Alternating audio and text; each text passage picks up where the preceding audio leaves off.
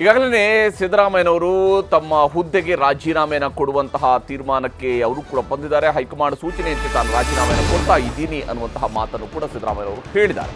ಸಿದ್ದರಾಮಯ್ಯನವರಿಗೆ JDSನಿಂದ ಅವ್ರನ್ನ ಉಚ್ಚಾಟನೆ ಆದ ನಂತರ ಒಂದು ತನ್ನದೇ ಸ್ವಂತ ಪಕ್ಷವನ್ನು ಕಟ್ಟಿದ್ರು. ABP-JD ಅನ್ನುವಂಥ ಒಂದು ಪಕ್ಷವನ್ನು ಕಟ್ಟಿದ್ರು. ಅದರ ಮೂಲಕ ZPTP ಎಲೆಕ್ಷನ್ನಲ್ಲಿ ಹಳೆ ಮೈಸೂರು ಭಾಗದಲ್ಲಿ ಒಂದು ಒಳ್ಳೆಯ ಪರ್ಫಾರ್ಮೆನ್ಸನ್ನು ಸಿದ್ದರಾಮಯ್ಯನವರು ಮಾಡಿದರು. ಆ ಮೂಲಕ ತನ್ನ ನಾಯಕತ್ವದ ಮೊದಲ ಟೆಸ್ಟನ್ನು ಅವರು ಪಾಸ್ ಆಗ್ತಾರೆ. ಅಲ್ಲಿಂದ ನಂತರ ಅವರು ಕಾಂಗ್ರೆಸ್ ಜಾಯ್ನ್ ಆದಂಥವರು. ಕಾಂಗ್ರೆಸ್ನಲ್ಲಿ ಅವರಿಗೆ ದೊಡ್ಡ ಹುದ್ದೆಗಳೇ ಹುಡುಕ್ತಾ ಬಂದವು. ಅವರು ಪಕ್ಷದ ಕೆಲಸಕ್ಕಿಂತ ಹೆಚ್ಚಾಗಿ ಶಾಸಕಾಂಗದ ಕೆಲಸದಲ್ಲಿನೇ ತನ್ನನ್ನು ತೊಡಗಿಸಿಕೊಂಡು ಆ ಮೂಲಕ ಸಂಘಟನೆಯನ್ನು ಮಾಡಿಕೊಂಡು ಶಾಸಕರ ವಿಶ್ವಾಸ, ನಾಯಕತ್ವದ ವಿಶ್ವಾಸವನ್ನು ಮೂಡಿಸುವಂಥ ಕೆಲಸವನ್ನು ಮಾಡಿದರು. ಮಧ್ಯಾಹ್ನ 3 ಗಂಟೆಗೆ ಸಿದ್ದರಾಮಯ್ಯನವರು ಈಗ ರಾಜೀನಾಮೆಯನ್ನು ಸಲ್ಲಿಸ್ತಾ ಇದ್ದಾರೆ. ಮಧ್ಯಾಹ್ನ 3 ಗಂಟೆಗೆ ಸಿದ್ದರಾಮಯ್ಯನವರ ರಾಜೀನಾಮೆ ಲೋಕಭವನಕ್ಕೆ ತೆರಳಿ CM ರಾಜೀನಾಮೆಯನ್ನು ಸಲ್ಲಿಸ್ತಾರೆ. ಯಾರನ್ನಾದರೂ ಮುಂದೆ ಮುಖ್ಯಮಂತ್ರಿ ಮಾಡಲಿ, ನನ್ನ ಸಹಕಾರ ಇರುತ್ತೆ ಅನ್ನುವಂತಹ ಮಾತುಗಳನ್ನು ಈಗಾಗಲೇ ಬ್ರೇಕ್ಫಾಸ್ಟ್ ಸಭೆಯಲ್ಲಿ ಸಚಿವರಿಗೆ ಮುಖ್ಯಮಂತ್ರಿ ಸಿದ್ದರಾಮಯ್ಯನವರು ಹೇಳಿದ್ದಾರೆ.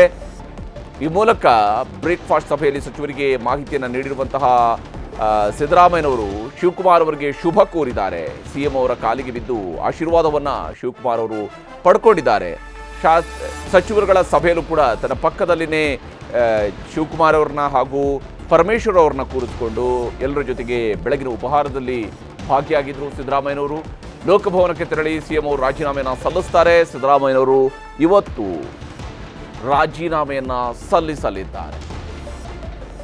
ಶಿವಕುಮಾರ್ ಅವರಿಗೆ ಶುಭ ಕೋರಿದ್ದಾರೆ ಸಿದ್ದರಾಮಯ್ಯನವರು. ಅವರ ನಾಯಕತ್ವದಲ್ಲಿ ಮುಂದೆ ಪಕ್ಷ ತನ್ನ ಆಡಳಿತವನ್ನು ಮುಂದುವರಿಸುತ್ತೆ. ಸಿದ್ದರಾಮಯ್ಯನವರು ಈಗ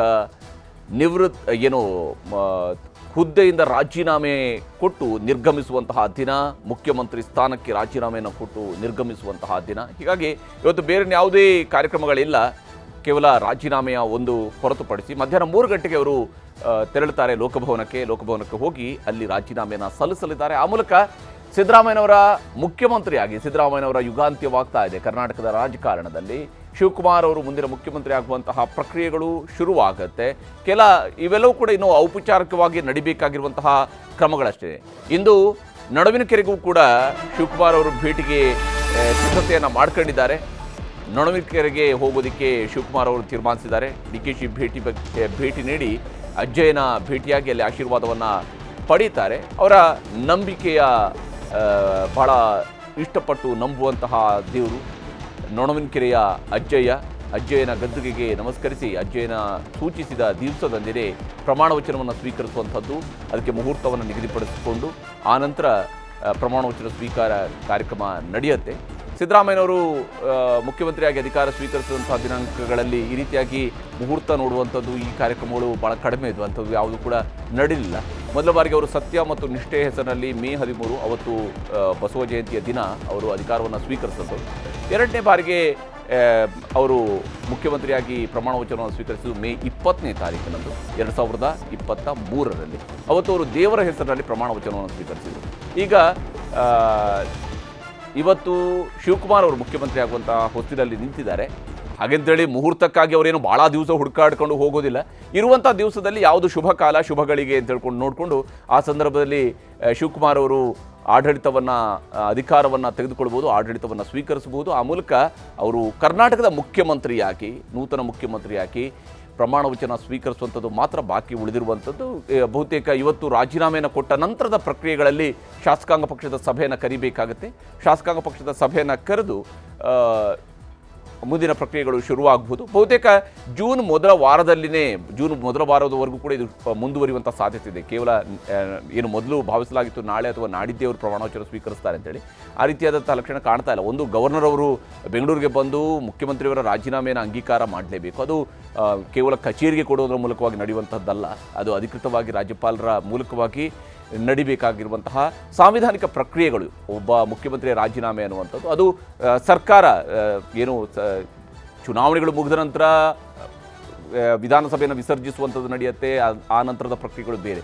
ಇಲ್ಲಿ ಇರುವಂತಹ ವಿಧಾನಸಭೆ ಒಳಗಡೆ ವಿಧಾನಸಭೆಯ ನಾಯಕನಾಗಿರುವಂತಹ ಮುಖ್ಯಮಂತ್ರಿಯವರು ಇವತ್ತು ತಮ್ಮ ರಾಜೀನಾಮೆಯನ್ನು ಕೊಟ್ಟು ಹೊಸ ಮುಖ್ಯಮಂತ್ರಿ ಆಯ್ಕೆ ಪ್ರಕ್ರಿಯೆಗೆ ಆ ಆಯ್ಕೆಯ ಪ್ರಕ್ರಿಯೆಗಳು ಶುರುವಾಗಬೇಕು ಅಂದರೆ ಸಾಂವಿಧಾನಿಕ ಪ್ರಕ್ರಿಯೆಗಳ ರೀತಿಯಲ್ಲಿ ನಡಿಬೇಕಾಗತ್ತೆ. ಇಲ್ಲಿ ರಾಜ್ಯಪಾಲರಿಗೆ ಯಾವುದೇ ಅಧಿಕಾರ ಇಲ್ಲ. ಯಾಕೆಂದ್ರೆ ಇದು ಸರ್ಕಾರ ಇದೆ, ಹೌದು, ಬಹುಮತ ಇದೆ. ಈಗಿನ ಮುಖ್ಯಮಂತ್ರಿ ರಾಜೀನಾಮೆ ಕೊಟ್ಟಿದ್ದಾರೆ, ಹೊಸ ಮುಖ್ಯಮಂತ್ರಿಯನ್ನು ಶಾಸಕರು ಆಯ್ಕೆ ಮಾಡಿ ತಿಳಿಸ್ತಾರೆ ಗವರ್ನರ್ಗೆ. ಅವರು ಪ್ರಮಾಣ ವಚನವನ್ನು ಬೋಧಿಸಲೇಬೇಕು. ಅದು ಬಿಟ್ಟರೆ ಇನ್ನು ಬೇರೆ ಯಾವುದೇ ಅವಕಾಶ ಇಲ್ಲ. ಮತ್ತು ಇವರು ಕೊಡುವಂತಹ ರಾಜೀನಾಮೆ ಸ್ವೀಕರಿಸಲೇಬೇಕು. ಅದಕ್ಕೂ ಅವ್ರಿಗೆ ಯಾವುದೇ ಚಾಯ್ಸ್ ಇಲ್ಲ. ಹೌದು, ಯಾಕೆಂದ್ರೆ ಇದೇನು ಚುನಾವಣೆ ನಡೆದ ಮೇಲೆ ಯಾರು ಸ್ಟೇಕ್ ಕ್ಲೈಮ್ ಮಾಡಕ್ಕೆ ಹೋಗ್ತಾ ಇಲ್ಲ. ಹೌದು, ಮತ್ತೆ ಬಹುಮತವನ್ನು ಸಾಬೀತು ಮಾಡೋಕ್ಕೆ ಲಿಸ್ಟ್ ಹೋಗೋ ಬನ್ನಿ ಅದು ಇದು ಕೇಳೋ ಅವಶ್ಯಕತೆ ಕೂಡ ಇಲ್ಲ. ಹೌದು. ಇಲ್ಲಿ ಆದರೆ ಈಗಿನ ಮುಂದಿನ ಪ್ರಕ್ರಿಯೆಗಳನ್ನು ನೋಡುವಂತಹ ಸಂದರ್ಭದಲ್ಲಿ ಇರುವಂಥದ್ದು ಶಿವಕುಮಾರ್ ಅವರ ಮುಂದಿರುವಂತಹ ಸವಾಲುಗಳು.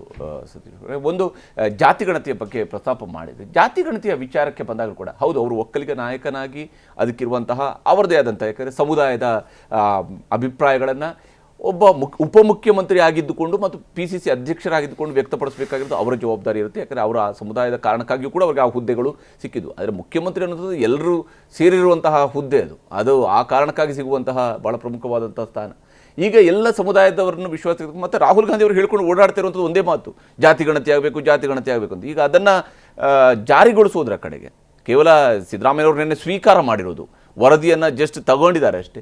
ಅಂಗೀಕಾರ ಆಗಬೇಕಾಗಿರುವಂಥದ್ದು ಮುಂದಿನ ಕ್ಯಾಬಿನೆಟ್ನಲ್ಲೇ ಆಗಬೇಕಾಗಿದೆ. ಅಲ್ಲಿವರೆಗೆ ಆ ಪ್ರಕ್ರಿಯೆಗಳಿಗೆ ಎಷ್ಟು ವಿಳಂಬ ಮಾಡೋದಕ್ಕೆ ಅವ್ರಿಗೆ ಅವಕಾಶ ಸಿಗುತ್ತೆ ಅಥವಾ ಹೆಂಗಿರುತ್ತೆ ಅಂತೇಳಿ. ಈಗ DK ಶಿವಕುಮಾರ್ ಅವರು ಒಕ್ಕಲಿಗರ ನಾಯಕರಾಗಿ ಅದನ್ನು ವಿರೋಧ ಮಾಡಿದರು. ಆಮೇಲೆ MB ಪಾಟೀಲ್ರು ಕೂಡ ಲಿಂಗಾಯತರ ನಾಯಕರಾಗಿ ಅದಕ್ಕೆ ವಿರೋಧ ವ್ಯಕ್ತಪಡಿಸಿದ್ರು. ಆ ಸಂದರ್ಭದಲ್ಲಿ ಬಹುತೇಕ ಕಮ್ಯುನಿಟಿ ಎಲ್ಲ ಲೀಡರ್ ಕಟಿಂಗ್ ಅಕ್ರಾಸ್ ಪಾರ್ಟಿ, ಹೌದು, JDS, ಕಾಂಗ್ರೆಸ್, BJP ಎಲ್ಲ ಕಡೆಯಿಂದ ನಡೀತಾ ಇತ್ತು. ಈಗ ಮುಖ್ಯಮಂತ್ರಿಯಾಗಿ ಅದನ್ನು ವಿರೋಧ ಮಾಡೋಕ್ಕೆ ಸಾಧ್ಯನೇ ಇಲ್ಲ ಅವರು. ಯಾಕೆಂದರೆ ಅವರು ಪಕ್ಷದ ಮೇನ್ ಪ್ರಣಾಳಿಕೆ ಅದು. ಮತ್ತು ಸಿದ್ದರಾಮಯ್ಯನವರು ಅಧಿಕಾರಕ್ಕೆ ರಾಜೀನಾಮೆ ಕೂಡ ಹಿಂದಿನ ದಿನ ಅದನ್ನು ತೊಗೊಂಡಿದ್ದಾರೆ, ರಿಸೀವ್ ಮಾಡಿದ್ದಾರೆ. ಇದನ್ನು ಕ್ಯಾಬಿನೆಟ್ ಮುಂದ್ಗಡೆ ಇಡಬೇಕೀಗ. ಆಮೇಲೆ ಅಸೆಂಬ್ಲಿಯಲ್ಲಿ ಕೂಡ ಅದನ್ನು ಟೇಬಲ್ ಮಾಡ್ಬೋದು. ಆಮೇಲೆ ಮುಂದೆ ಏನು ಮಾಡಬೇಕು ಅಂತೆಲ್ಲ ಮಾಡಬೇಕು. DK ಶಿವಕುಮಾರ್ ಅವರು ಜಾತಿ ಗಣತಿಯನ್ನು ಇಂಪ್ಲಿಮೆಂಟ್ ಮಾಡಲ್ಲ ಅಂತ ಹೇಳೋಕ್ಕೆ ಸಾಧ್ಯ ಇಲ್ಲ. ಅವರು ಇದ್ರ ಬಗ್ಗೆ ಏನಾದರೂ ಒಂದು ಕ್ರಮವನ್ನು ತೆಗೆದುಕೊಳ್ಳಲೇಬೇಕಾದ ಪರಿಸ್ಥಿತಿ ಬರುತ್ತೆ. ಅದೊಂಥರ ಹಾಟ್ ಪೊಟ್ಯಾಟೊ ಅವರಿಗೀಗ ಬಿಸಿ ಆಲೂಗಡ್ಡೆ ಥರ ಆಗಿದೆ. ಅವ್ರು ಏನಾದ್ರು ಮಾಡಲೇಬೇಕು. ಆದರೆ ಅವರಿಗೆ ಅದು ಫಸ್ಟ್ ಪ್ರಯಾರಿಟಿ ಅಲ್ಲ. ಈಗ ಆದರೆ ಇಲ್ಲಿ ಪರಂಪರಾಗತವಾಗಿ ಒಂದು ನಂಬಿಕೆ ಇದೆ ನಮ್ಮಲ್ಲಿ, ರಾಜಕೀಯದ ಲೆಕ್ಕಾಚಾರಗಳಲ್ಲಿ 18% ಲಿಂಗಾಯತರು, 14% ಒಕ್ಕಲಿಗರು, ಈ ಥರದ ಲೆಕ್ಕಾಚಾರ ಅದು ಯಾವುದೇ ರೀತಿಯಾದಂಥ ಲೆಕ್ಕಗಳಲ್ಲಿ ಇರಲಿಲ್ಲ. ಈಗ ಒಂದು ಎರಡೆರಡು ಬಾರಿ ಲೆಕ್ಕ ಮಾಡಿದಾಗಲೂ ಕೂಡ ಅಷ್ಟೇ ನಂಬರ್ ಸಿಕ್ಕಿದಾಗ ಈಗ ಅದನ್ನು ಒಪ್ಕೋಬೇಕಾ, ಇಲ್ಲ ಇದು ಸರಿ ಇಲ್ಲ ಅಂತ ಇದು ಸರಿ ಇಲ್ಲ ಅಂತ ಹೇಳೋಕ್ಕಾಗಲ್ಲ. ಯಾಕೆಂದ್ರೆ ಆಗ ಭಾಳ ಕ್ಲೆವರ್ ಆಗಿ ಅವ್ರು ಹೇಳ್ತಾ ಇದ್ದೇನು ಅಂದರೆ ಜಾತಿ ಗಣತಿ ನಮ್ಗೆ ವಿರೋಧ ಇಲ್ಲ, ಕರೆಕ್ಟಾಗಿ ಗಣತಿ ಮಾಡಬೇಕು, ತಪ್ಪಾಗಿ ಮಾಡಿದ್ದಾರೆ ಅಂತ ಹೇಳ್ತಾ ಇದ್ರು. ಹೌದು, 2 ಸಲ ಮಾಡಿದಾಗಲೂ ಹಿಂದಿನ ಸಲದಷ್ಟೇ ಹೆಚ್ಚು ಕಡಿಮೆ ಬಂದಿದೆ. ಮತ್ತೊಂದು ಸಲ ಮಾಡಿ ಅಂತ ಕೇಳಕ್ಕೆ ಹೋಗೋಕ್ಕಾಗಲ್ಲ. ಮತ್ತು ಅವ್ರದೇ ಸರ್ಕಾರದವರು ಮಾಡಿರೋದು, ಇದನ್ನು ಒಪ್ಕೊಳ್ಳೇಬೇಕಾಗುತ್ತೆ. ಅದು ಇದರಲ್ಲಿ ಏನಾಗಿದೆ ಅಂದರೆ ಯಾರ ಜಾತಿ ಎಷ್ಟಿತ್ತು ಅಂತ ಮನ್ಸಿಗೆ ಬಂದ ನಂಬರ್ಗಳನ್ನು ಹೇಳ್ತಾ ಇದ್ರು. ಯಾವುದೋ ಹಳೆ ದಾಖಲೆ ಅಂಕಿಅಂಶದ ಆಧಾರದ ಮೇಲೆ, ಊಹಾಪೋಹದ ಮೇಲೆ. ಈಗ ಅದಕ್ಕೆಲ್ಲ ಒಂದು ತೆರೆ ಬೀಳುತ್ತೆ. ಆಮೇಲೆ ಯಾವ ಜಾತಿಗೆ ಎಷ್ಟು ಅಧಿಕಾರ ಕೊಡಬೇಕು ಪ್ರೊಪೋರ್ಷನೇಟ್ ಆಗಿ ಅನ್ನೋದ್ರ ಬಗ್ಗೆ ಇನ್ನು ಮುಂದೆ ಹೊಸದೇ ಒಂದು ಪದ್ಧತಿ ಶುರುವಾಗುತ್ತೆ. ಯಾಕೆಂದ್ರೆ ಇದರಲ್ಲಿ ಇಷ್ಟಿದೆ ನೋಡಿ ನಿಮ್ಮದು ಕೊಡಿ ಅಂತ. ಇದನ್ನು ನೋಡಿದ್ರೆ ಲಿಂಗಾಯತರಿಗೂ ಕುರುಬರಿಗೂ ಮತ್ತು ಒಕ್ಕಲಿಗರಿಗೂ ಅಂತ ಭಾಳ ವ್ಯತ್ಯಾಸ ಇಲ್ಲ. ಒಂದು 20 ಲಕ್ಷ ಜನಸಂಖ್ಯೆ ಅಷ್ಟೇ ವ್ಯತ್ಯಾಸ ಇರೋದು. ಯಾಕೆಂದರೆ ಕುರುಬಾಸು ಪ್ಯಾನ್ ಕರ್ನಾಟಕ ಕಾಸ್ಟು, ಒಕ್ಕಲಿಗರು ಓಲ್ಡ್ ಮೈಸೂರು ಮಾತ್ರ ಇರೋದು, ಬೇರೆ ಕಡೆ ಇಲ್ಲ. ಆಮೇಲೆ ಲಿಂಗಾಯತರು pan Karnataka caste, coastal Karnataka ಬಿಟ್ಟರೆ ಲಿಂಗಾಯತ ಇಲ್ಲದೆ ಇರೋ ಒಂದೇ ಒಂದು ಊರು ಕರ್ನಾಟಕದಲ್ಲಿ ಇಲ್ಲ.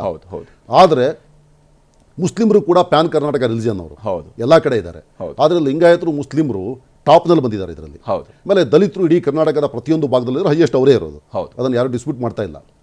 ಈಗ DK ಶಿವಕುಮಾರ್ ಅವರ ಪಕ್ಷ ಈಗ ಸಿದ್ದರಾಮಯ್ಯನವರ ಅಧಿಕಾರ ಬಿಟ್ಟು ಹೋಗಿದ್ದಿರ್ಬೋದು. ಈಗ ಅಹಿಂದ ಪಾಲಿಟಿಕ್ಸ್ ನಾನು ಮಾಡಲ್ಲ ಅಂತ DK ಶಿವಕುಮಾರ್ ಅವ್ರು ಹೇಳೋಕ್ಕಾಗಲ್ಲ. ಅವರು ಕೂಡ ಅಹಿಂದ ಪಾಲಿಟಿಕ್ಸನ್ನು ಮಾಡಲೇಬೇಕು. ಒಕ್ಕಲಿಗರ ಅಹಿಂದದ ಭಾಗ ಅಲ್ಲದೆ ಇದ್ದಿರ್ಬೋದು. ಆದರೆ ಅಹಿಂದನೇ ಕಾಂಗ್ರೆಸ್ನ ದೊಡ್ಡ ಫೌಂಡೇಶನ್ ಆಗಿರೋದ್ರಿಂದ ಅದನ್ನು ನಾನು ಮಾಡಲ್ಲ ಅಂತ ಹೇಳೋಕ್ಕಾಗಲ್ಲ. ಮತ್ತು ಅಧಿಕಾರದ ಇರಲಿಕ್ಕೆ ಮುಂದೆ ಮತ್ತೆ ಚುನಾವಣೆ ಎದುರಿಸಲಿಕ್ಕೆ ಬೇಕೇ ಬೇಕು. ಅದನ್ನು DK ಶಿವಕುಮಾರ್ ಅವರಿಗೆ ಇದು ಭಾಳ ಟೈಟ್ ರೋಪ್ ವಾಕ್ ಇದು. ಅವ್ರು ಹೇಗೆ ಮಾಡ್ತಾರೆ ಅಂತ ಗೊತ್ತಿಲ್ಲ. ಆದರೆ ಅವರು ಮೊದಲನೇ ಪ್ರಯಾರಿಟಿ ಪ್ರಮಾಣವಚನ ತೊಗೊಳ್ಳೋದು, ಮಂತ್ರಿಮಂಡಲ ಮಾಡೋದು, ಆಮೇಲೆ ಇದ್ರ ಬಗ್ಗೆ ಗಮನ ಹರಿಸೋದು. ಚುನಾವಣೆ ಬೇರೆ 2 ವರ್ಷ ಇರೋದ್ರಿಂದ DK ಶಿವಕುಮಾರ್ ಅವರಿಂದ 6 ತಿಂಗಳು 1 ವರ್ಷದಲ್ಲಿ ಇದ್ರ ಬಗ್ಗೆ ಯಾವುದಾದ್ರು ಒಂದು ನಿರ್ಧಾರವನ್ನು ತಗೊಳ್ಳೇಬೇಕಾಗುತ್ತೆ. ಆದ್ದರಿಂದ ಒಂದು ಗಟ್ಟಿ ನಿರ್ಧಾರ ತಗೋಬಹುದು. ಬಿಜೆಪಿ ಆಲ್ರೆಡಿ ಎಲೆಕ್ಷನ್ ಮೋಡ್ಗೆ ಆಲ್ರೆಡಿ ಶಿಫ್ಟ್ ಆಗೋಕ್ಕೆ ಶುರುವಾಗಿದೆ. ಕರ್ನಾಟಕದ ಬಿಜೆಪಿಯನ್ನು ಎಲೆಕ್ಷನ್ಗೆ ಬೇಕಾದಂಥ ತಯಾರಿಯನ್ನು ಆಲ್ರೆಡಿ ಮಾಡ್ತಾ ಇದೆ. ಬಿಜೆಪಿ ರೆಡಿ ಮಾಡಿದ್ದಾರೆ. ನಿತಿನ್ ಅಭಿನ್ ಅವರು ಕೂಡ ಕರ್ನಾಟಕ ಬಂದು 2 ದಿವಸ ಕೂತ್ಕೊಂಡು ಮಾತುಕತೆ ನಡೆಸಿ ಸಭೆಗಳನ್ನು ಮಾಡಿ ಒಂದು ರೀತಿಯಂಥ ಬಿಜೆಪಿಯ ಶಾಸಕರಲ್ಲಿದ್ದ ಭಿನ್ನಮತ ದೂರಾಗಿ ಒಗ್ಗಟ್ಟಾಗಿ ಹೋಗೋದ್ರ ಕಡೆಗೆ ಸದ್ಯಕ್ಕಂತೂ ಅವರು DK ಅವರು PCC ಪ್ರೆಸಿಡೆಂಟ್ ಆಗಿ ಹಿಂದಿನ ವಾರ ಹೇಳಿದ್ದೇನು ಅಂದರೆ ಫಸ್ಟ್ ಪ್ರಯಾರಿಟಿ SIR. ಹೌದು, ಅದನ್ನ ನಾವು ಸರಿಯಾಗಿ ನೋಡ್ಕೋಬೇಕು. ಆದ್ದರಿಂದ ನಾವು ಭಾಳ ಹುಷಾರಾಗಿರಬೇಕು ಅಂತ ಅದ್ರ ಬಗ್ಗೆ ಅವ್ರು ಗ್ಯಾರಂಟಿ ಗಮನ ಹರಿಸ್ತಾರೆ. ಯಾಕೆಂದ್ರೆ ಅವರು ಎಲೆಕ್ಷನ್ ಸ್ಟ್ರಾಟಜಿಸ್ಟು. ಆ ವಿಷಯದಲ್ಲಿ DK ಅವರು ಸುಮ್ಮನೆ ಇರಲ್ಲ. ಪ್ರತಿ ಬೂತ್ ಲೆಕ್ಕದಲ್ಲಿ, ಕಾನ್ಸ್ಟಿಟ್ಯೂನ್ಸಿ ಲೆಕ್ಕದಲ್ಲಿ ಗಮನ ಹರಿಸ್ತಾರೆ. ಆದರೆ ಈ ಜಾತಿ ಗಣತಿಯನ್ನು ಅವರು ಅಲ್ಲಗಳಿಯೋಕ್ಕಾಗಲ್ಲ ಮತ್ತು ದೂರ ಇಡೋಕ್ಕೂ ಆಗಲ್ಲ. ಅದ್ರ ಬಗ್ಗೆ ಯಾವುದಾದ್ರು ನಿರ್ಧಾರ ತಗೊಳ್ಳೇಬೇಕು. ಇನ್ನು ಭಾಳ ಮುಂದೆ ಹಾಕೋಕ್ಕಾಗಲ್ಲ. ಹೌದು.